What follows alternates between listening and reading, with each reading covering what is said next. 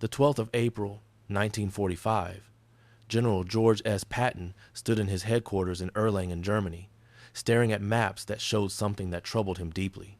The red arrows indicating Soviet advances covered half of Europe: Prague, Vienna, Berlin.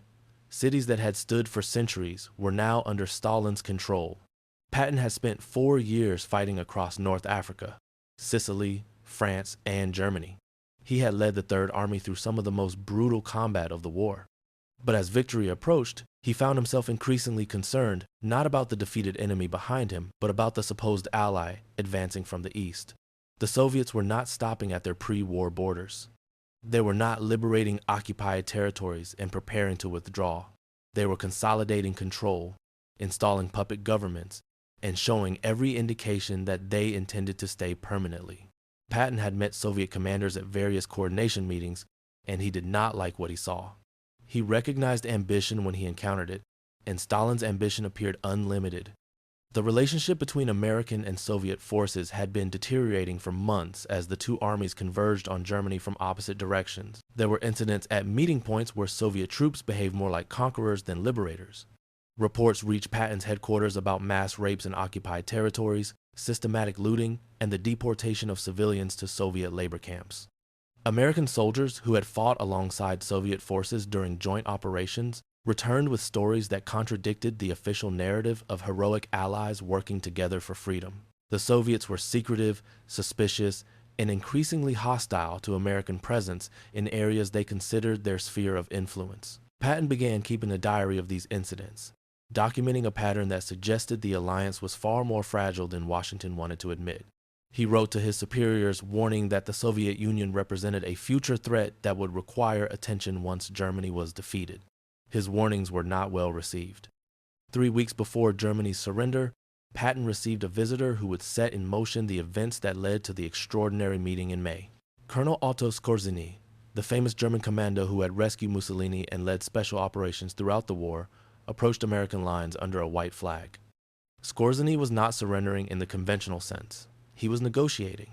He carried with him a letter signed by several senior Wehrmacht generals proposing a meeting to discuss matters of mutual interest regarding the Soviet threat.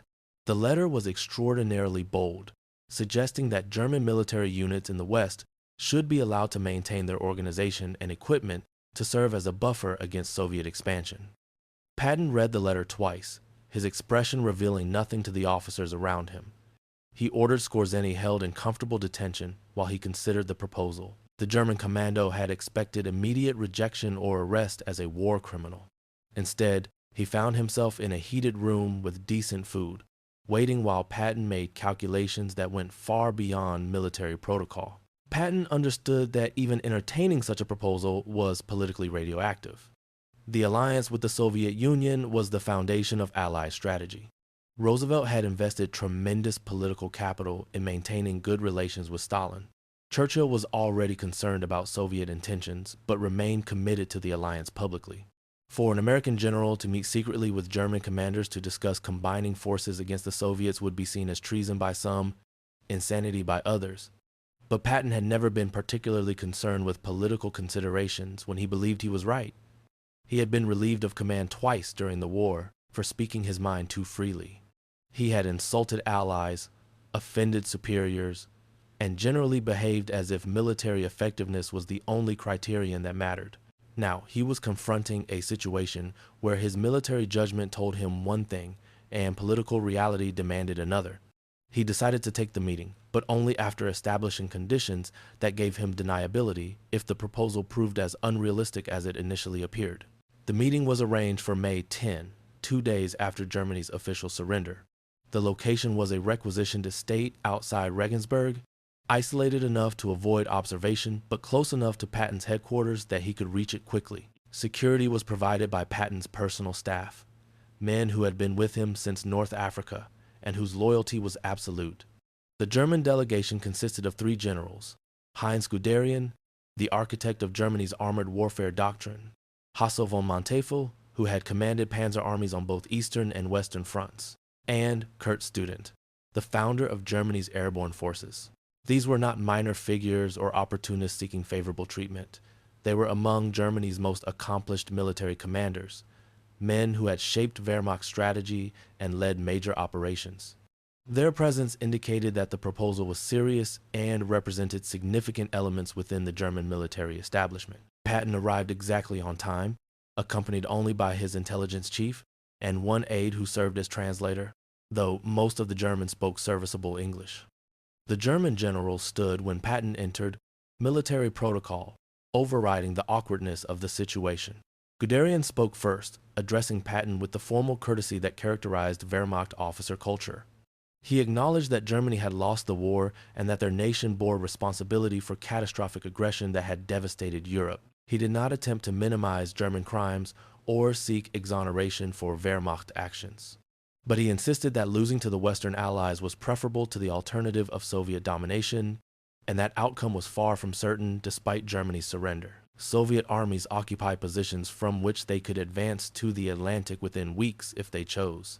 American forces were exhausted, their supply lines stretched, and their political leadership eager to demobilize and return to peacetime as quickly as possible.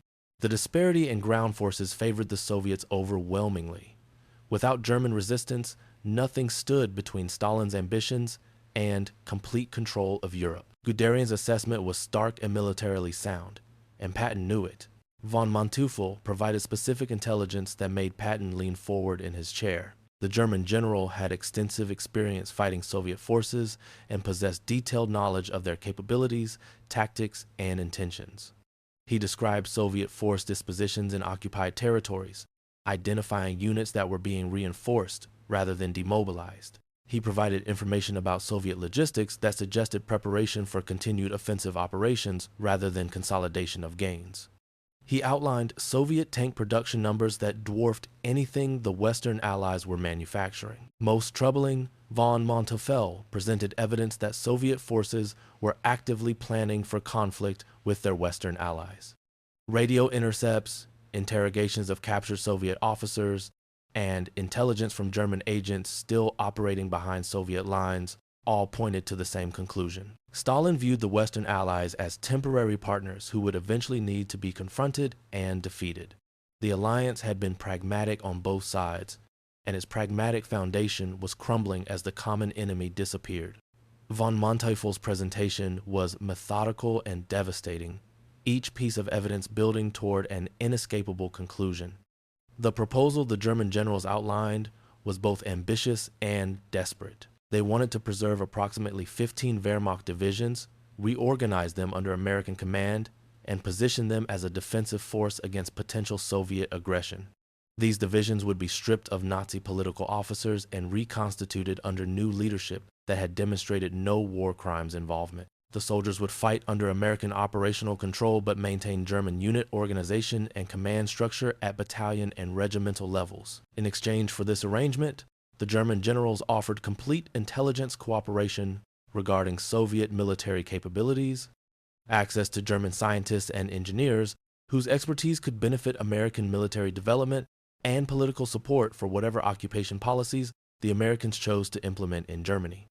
They argued that this force would serve as a stabilizing presence during the occupation period while also providing credible deterrence against Soviet expansion.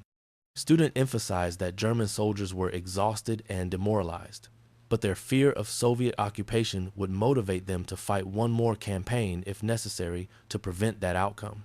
The proposal required Patton to exercise authority he did not technically possess and make promises that would require approval from Washington. Neither obstacle seemed to concern the German generals who had decided Patton was their best and perhaps only hope.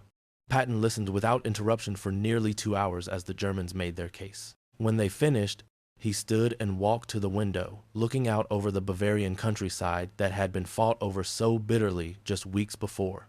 He understood the military logic of their proposal. He agreed with their assessment of Soviet intentions.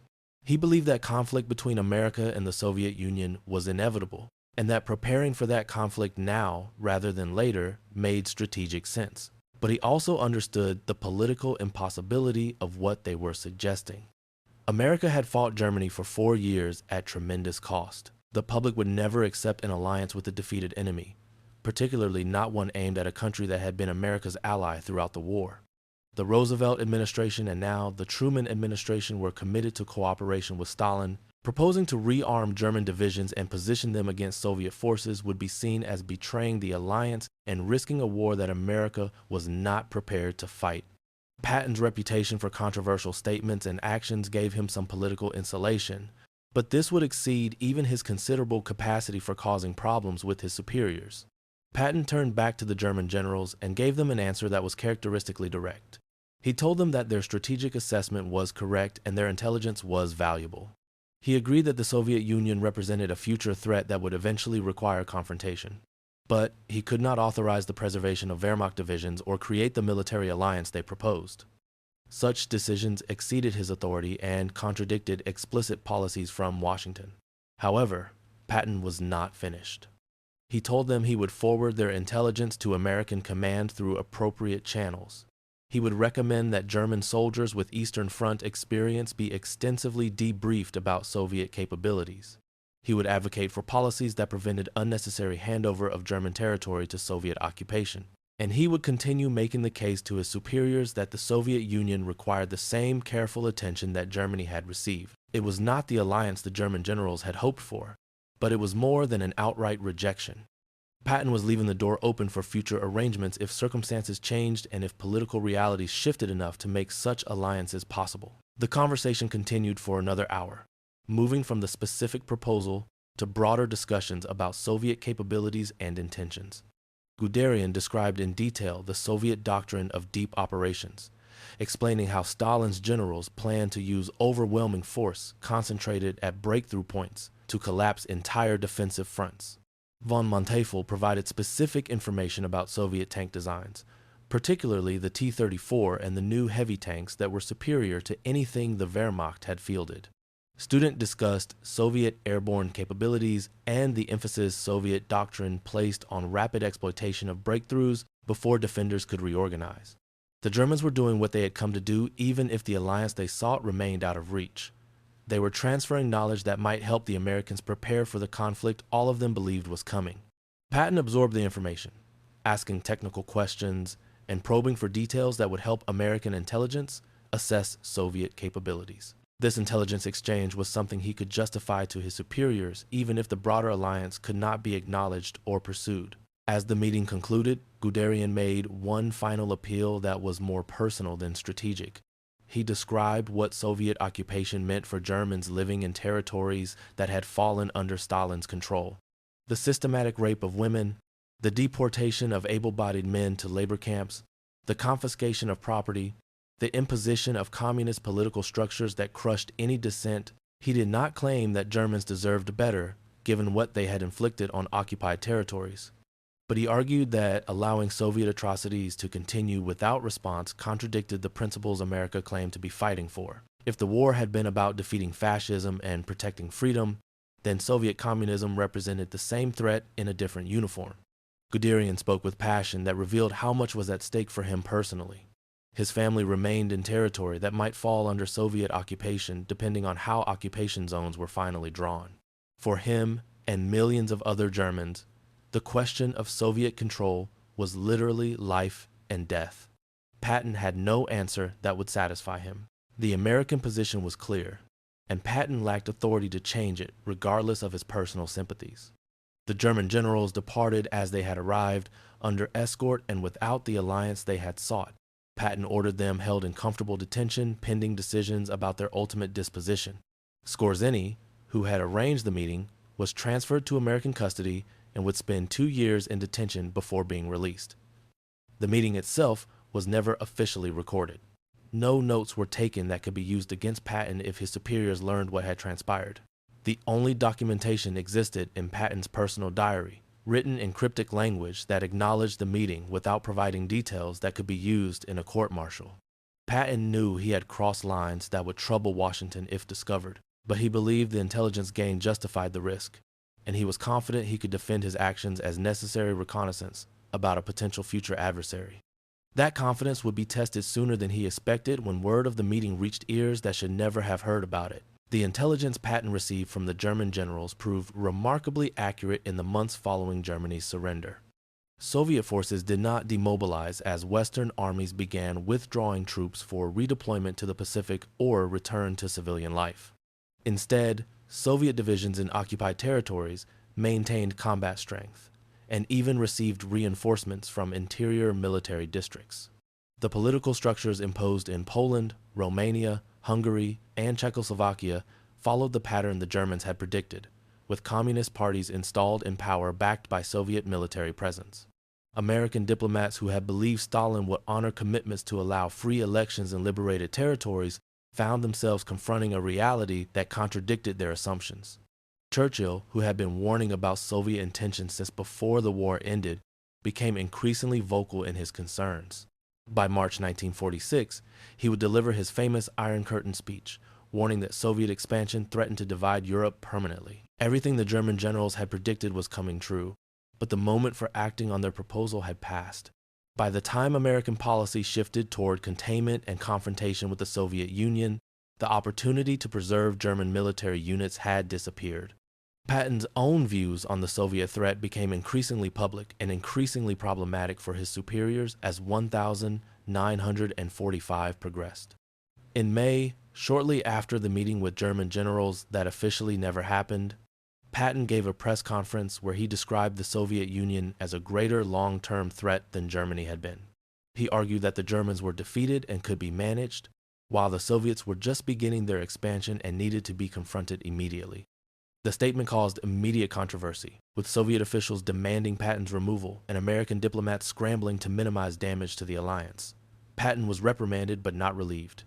In July, he went further, suggesting in private conversations that were leaked to the press that America had defeated the wrong enemy and should have allied with Germany against the Soviets from the beginning. This statement crossed lines that his superiors could not ignore. It validated Soviet propaganda about Western duplicity and threatened to undermine the occupation policies that required Soviet cooperation. President Truman was furious. General Eisenhower, Patton's friend and protector throughout the war, found himself unable to shield Patton from the consequences of statements that caused genuine diplomatic crises. The final straw came in September 1945 when Patton was asked about denazification policies at a press conference. He suggested that the distinction between Nazis and non-Nazis in Germany was like the distinction between Democrats and Republicans in America, just competing political parties rather than the fundamental moral divide that American policy treated it as. The statement revealed either stunning ignorance of Nazi crimes or a cynicism about denazification that was politically unacceptable, regardless of whether it was privately shared by some occupation officials. The outcry was immediate and sustained. Eisenhower, who had protected Patton through previous controversies, decided that this was finally too much. Patton was relieved of command of the Third Army and given a paper-shuffling assignment overseeing military history documentation. It was a humiliating end to a brilliant military career, and Patton understood it as such. He had spent months arguing that America needed to prepare for conflict with the Soviet Union, and his reward was being sidelined and discredited. The irony was not lost on him or on the German generals who had proposed the alliance that might have positioned American forces more favorably for the coming confrontation. On the 9th of December 1945, George S. Patton was injured in a car accident near Mannheim, Germany. His vehicle was struck by a truck driven by an American soldier. Patton suffered a broken neck and was paralyzed from the neck down. He died 12 days later on December 21 without regaining the ability to walk or even move. The official explanation was a tragic accident, but conspiracy theories emerged almost immediately, suggesting that Patton had been assassinated because his views on the Soviet Union and his advocacy for policies that contradicted official American positions had made him too dangerous to allow to continue speaking. No evidence ever emerged supporting these theories, but they persisted because Patton's death removed the most vocal and prominent American advocate for immediate confrontation with Soviet expansion. The German generals who had met with him learned of his death and understood that whatever possibility had existed for the alliance they proposed died with him. No other American commander had Patton's combination of prestige, battlefield success, and willingness to defy political orthodoxy. Without Patton, there was no one to champion arrangements that Washington did not want to consider. The historical question of what might have happened if Patton had lived and if his proposals regarding the Soviet Union had been adopted remained unresolved but endlessly debated. Some historians argued that Patton was right, that confronting Soviet expansion immediately in 1945, when American nuclear monopoly and conventional force advantages were at their peak, would have prevented 4 decades of Cold War and Soviet domination of Eastern Europe. They suggested that the opportunity to preserve German military units as a buffer force was real, and that failing to pursue it represented strategic myopia driven by political considerations that ignored military realities. Others argued that Patton's proposals would have led to World War III, that Soviet forces in 1945 were far stronger than American forces in Europe, that nuclear weapons were too few to decisively affect a land war, and that American public opinion would never have supported a new war immediately after finishing the previous one. The debate was ultimately counterfactual, but it revealed fundamental tensions in American strategy regarding how to handle the Soviet Union and whether the wartime alliance should have been continued or confronted once Germany was defeated. The German generals who proposed the alliance ended up following different paths after the war. Heinz Guderian spent 3 years in American detention and was never charged with war crimes despite his senior position in the Wehrmacht. He wrote memoirs that were influential in shaping post-war understanding of German armored warfare and Soviet capabilities. He died in 1954, having watched the Cold War develop exactly as he had predicted.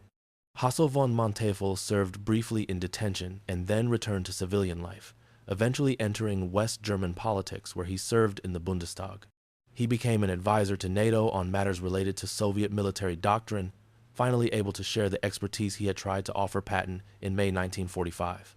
Kurt Student, who commanded German airborne forces, was tried for war crimes related to actions in Crete and received a 5-year sentence. He was released early due to health problems and spent his remaining years consulting for NATO on airborne operations. All 3 men lived to see West Germany become a crucial American ally and German military units reorganized as part of NATO forces facing the Soviet threat. The alliance they had proposed to Patton came to pass eventually, though in a form none of them had anticipated, and under circumstances that required Germany to be completely rebuilt politically before being acceptable as a partner. The intelligence the German generals provided to Patton during that May 1945 meeting found its way into American strategic planning through circuitous routes. Patton had shared the information with his intelligence staff, who incorporated it into assessments of Soviet capabilities. As tensions with the Soviet Union increased and the Cold War framework emerged, that intelligence became more valuable and was accessed by officials planning containment strategy. The detailed information about Soviet tank designs, operational doctrine, and force dispositions proved accurate and helped American planners understand what they were facing as the Iron Curtain descended. In a sense, the German generals succeeded in their mission of transferring knowledge to the Americans even though the immediate alliance they sought never materialized. The information they provided about Soviet intentions and capabilities contributed to American readiness for the confrontation that dominated international politics for the next 45 years. Whether that intelligence justified Patton's decision to meet with them in violation of explicit policies remained debated among historians and military analysts who studied the period. The question of whether America should have allied with Germany against the Soviet Union in 1945 remained one of the great counterfactuals of 20th century history. The case for such an alliance rested on several arguments. First, German military effectiveness was proven through 4 years of combat against Soviet forces. Wehrmacht units understood Soviet tactics and capabilities in ways that American forces did not. Second, German soldiers were highly motivated to fight against Soviet expansion due to well-founded fears about what Soviet occupation would mean for Germany.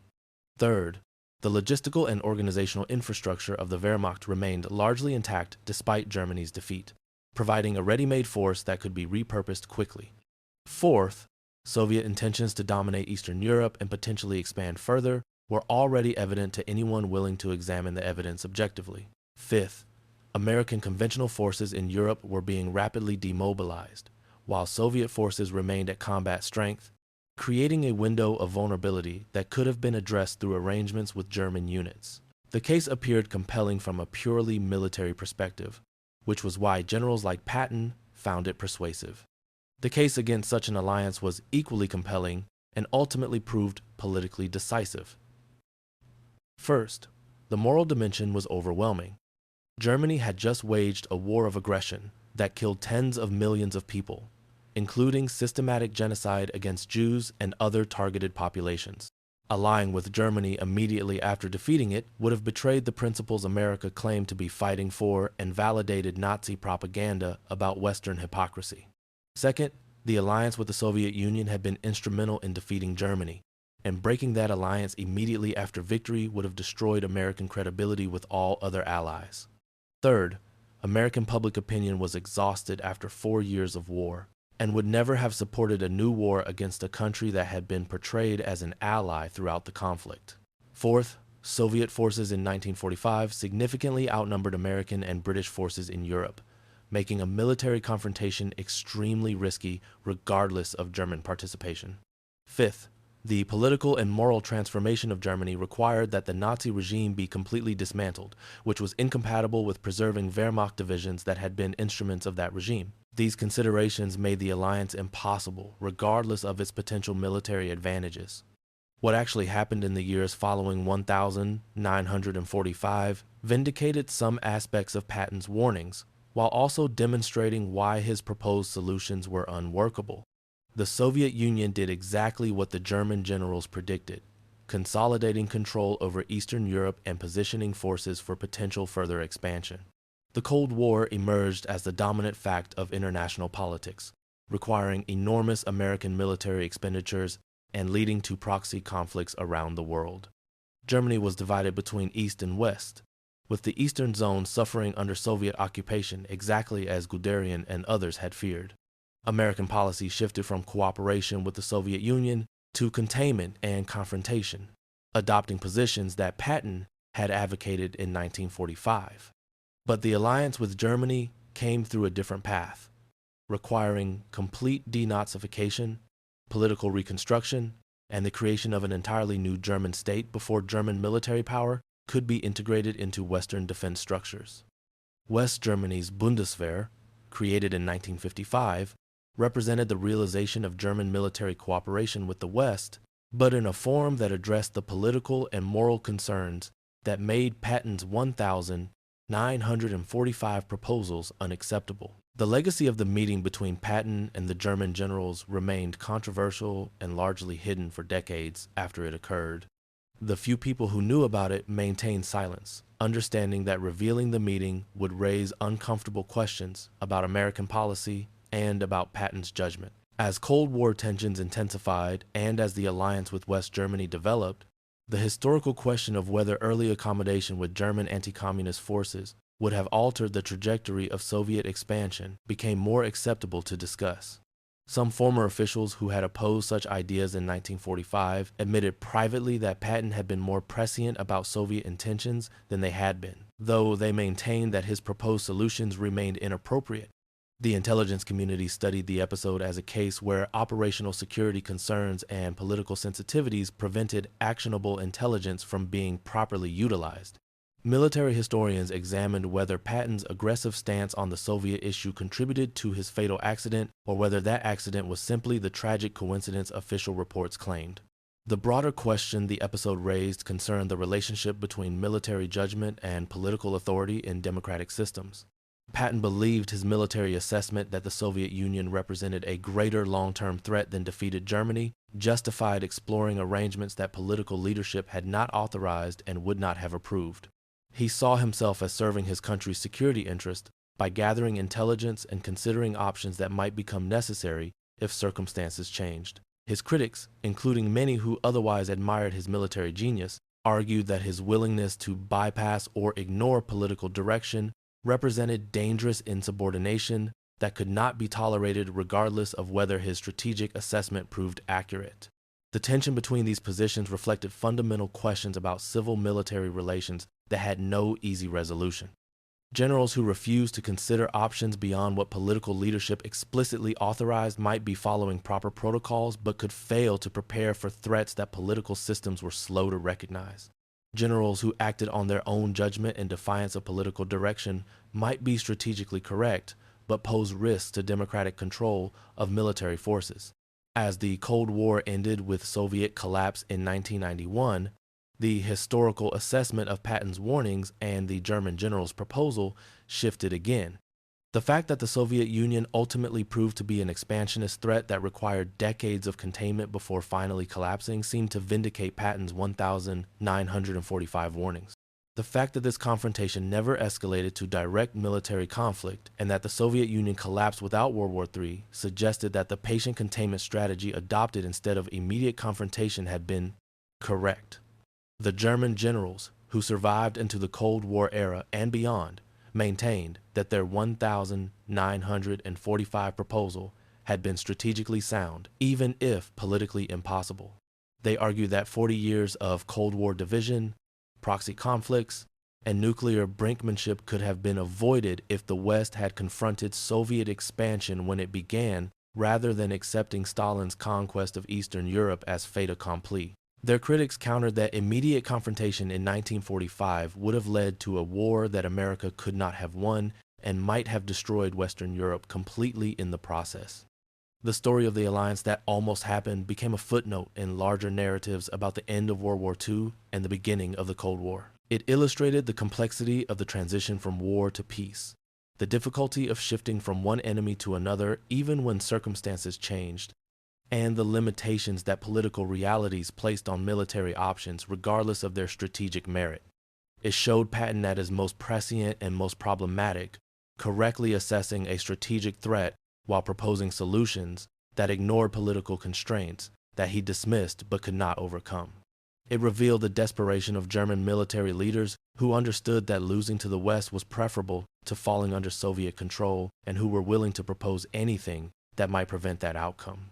And it raised questions that remained relevant long after all the participants were dead about when strategic necessity justifies breaking political agreements, and whether military commanders should advocate for policies that civilian leadership opposes. George Patton's reputation evolved significantly in the decades after his death, from controversial commander to American military legend. His tactical brilliance was undisputed, his role in defeating Germany was celebrated, and his flamboyant personality made him a more interesting historical figure than more conventional commanders. But the episode with the German generals and his warnings about the Soviet Union occupied an ambiguous place in that legacy. Some saw his willingness to meet with German commanders and consider their proposal as evidence of strategic vision that exceeded his contemporaries. Others saw it as evidence of the poor political judgment and insubordinate tendencies that limited his effectiveness despite his military genius. The truth was probably that Patton was both right and wrong, correctly assessing the Soviet threat while proposing solutions that were politically unacceptable and perhaps operationally unworkable. His legacy required accepting that the same characteristics that made him an exceptional combat commander also made him unsuited for the political dimensions of command that became increasingly important as the war ended. The German generals who proposed the alliance carried their own complicated legacies. They had served a regime that committed unprecedented crimes, and their military accomplishments could not be separated from that service regardless of their personal involvement in specific atrocities. But they had also been correct in their assessment of Soviet intentions and capabilities, providing intelligence that proved valuable even if the alliance they proposed never materialized. Their willingness to fight against Soviet expansion was rooted partly in genuine concern about communist totalitarianism, but also in self-interest and desire to avoid the consequences of German defeat in the East. Historians struggled to assess these men fairly, recognizing their military expertise while not minimizing their association with Nazi Germany. The fact that several later served as advisors to NATO and West German military forces suggested that their knowledge was ultimately deemed valuable enough to overlook their past, though not in the immediate form they had proposed to Patton in 1945. The meeting in Bavaria between Patton and the German generals represented a road not taken in history, a moment when different choices might have led to radically different outcomes. Whether those outcomes would have been better or worse remained unknowable and endlessly debatable. What was clear was that the meeting revealed tensions and possibilities that shaped the world for decades afterward. The Cold War that emerged from World War II's end vindicated some of Patton's warnings while also demonstrating why his proposed solutions were rejected. The alliance with West Germany that eventually developed showed that cooperation with former enemies was possible but required political transformation that could not be rushed.